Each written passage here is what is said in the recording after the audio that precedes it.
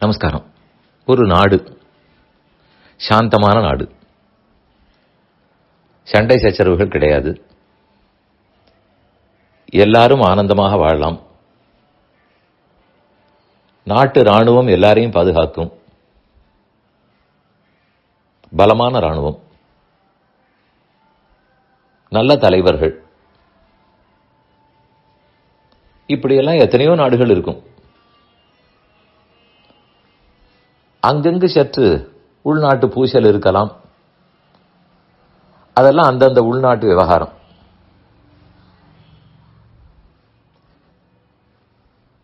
பல நாட்டவர்களும் அந்த நாட்டில் கூடி வாழலாம், அதற்கெல்லாம் அனுமதி அளித்திருக்கிறார்கள். இது நம் நாட்டிலும் உண்டு, ஏனைய பல நாடுகளிலும் உள்ளன. இப்படி இருக்குங்கால் ஒருவேளை அந்த நாட்டினுடைய சாந்தியை டிஸ்டர்ப் பண்றதுக்கு, குலைப்பதற்கு வேறு யாரேனும் முயற்சிக்கிறார்கள்னு வைத்துக் கொள்வோம். அந்த நாடு என்ன செய்யும்? நாடு சாந்தமான நாடு, எல்லாரையும் ஏற்றுக்கொள்ளும் நாடு.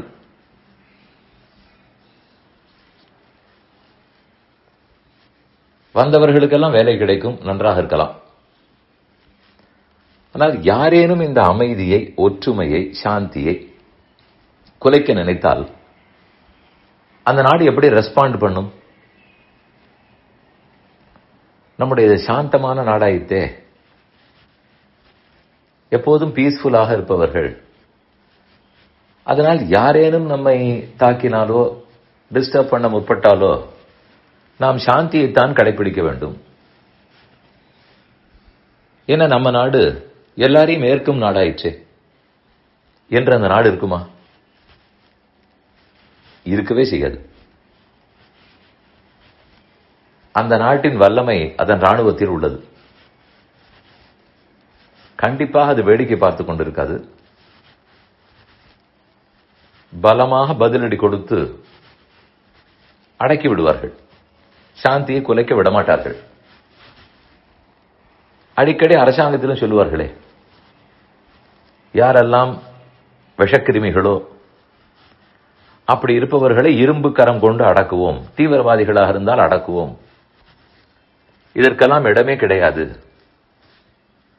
நம் நாட்டு ராணுவமோ அல்லது அந்தந்த மாநிலத்தினுடைய காவல்துறையோ பார்த்து கொண்டிருக்குமா? அதனால சாந்தமாக இருப்பது என்பதற்கு இது பொருள் அல்ல. அந்த சாந்தி தொடர வேண்டுமானால் அதற்குரிய ஃபர்ம்னஸ் வேண்டும். நடவடிக்கை எடுத்தால்தான் அந்த சாந்தி தொடரும். இது ஒரு நாடுன்னு சொல்லும்போது நமக்கு புரிகிறது. வீடுன்னு சொன்னாலும் அதேதான்.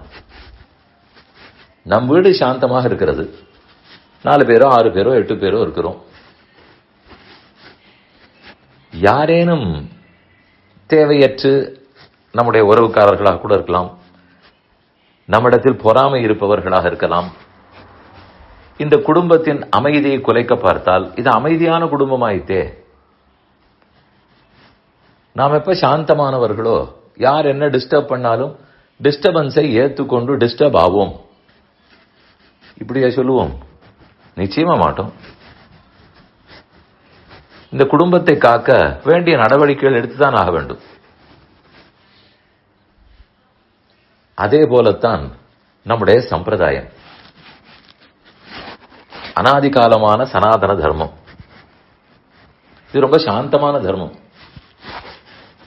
எல்லாவிடத்திலும் நாங்கள் தான் இருக்க வேண்டும்னு சொல்லாத தர்மம்.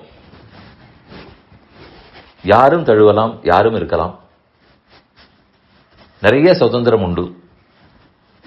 ரொம்ப பீஸ்ஃபுல், சாந்தமான தர்மம். ஆனால் இந்த சாந்தியே பயன்படுத்திக் கொண்டு இந்த தர்மத்தில் இருப்பவர்களை எல்லாம் மாற்றி விடுவோம். அப்படி யாரேனும் மாற்ற முற்பட்டாலும் இது சாந்தமான தர்மமானபடியால் வேடிக்கை பார்க்க வேண்டும். மற்ற மதத்தில் இருப்பவர்களுக்கு வேடிக்கை பார்க்காதேன்னு சொல்லி இருக்கிறது. அவர்கள் எல்லா இடத்திலையும் பரப்ப முற்படுவார்கள். ஆனால் சனாதன தர்மம் அப்படி இல்லை. எங்கும் பரவ வேண்டும், பரப்ப வேண்டும், இந்த விருப்பம் எல்லாம் கிடையாது. யார் எதை பின்பற்றுகிறார்களோ பற்றட்டும். ஆனால் இப்படி இருப்பது சாந்திக்கே ஆபத்து வருமானால்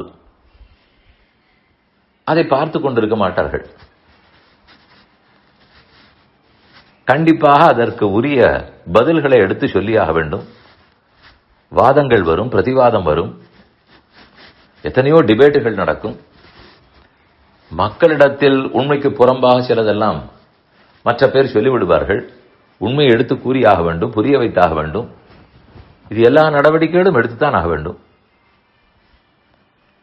ஆகவே சாந்தி என்பது ஒரு கையாலாகாத்தனம் என்ற முடிவுக்கு வரக்கூடாது. அது ஹெல்ப்லெஸ்னஸ் இல்லை. ரொம்ப போல்டாக இருப்பார்கள், கரேஜியஸாக இருப்பார்கள். அதனால் சாந்தமான முறையில் செய்வார்கள். இதுதான் இந்த தர்மத்தினுடைய பெருமை. அதனால் யாரேனும் உங்களிடத்தில் உங்களது சாந்தமான மதமாக இருந்தால் எது நடந்தாலும் ஏற்றுக்கொள்ள வேண்டியதானேன்னு சொன்னால், எந்த நாடு அப்படி ஏற்றுக்கொள்ளும்? எந்த குடும்பம், வீடு அந்த ஏற்றுக்கொள்ளும்? யாரும் ஏற்றுக்கொள்ள மாட்டார்கள். கண்டிப்பா அதற்கு பதில்களை சொல்லித்தானே தர வேண்டும். இதுதான் இதன் அடிப்படைன்னு புரிந்து கொள்வோம்.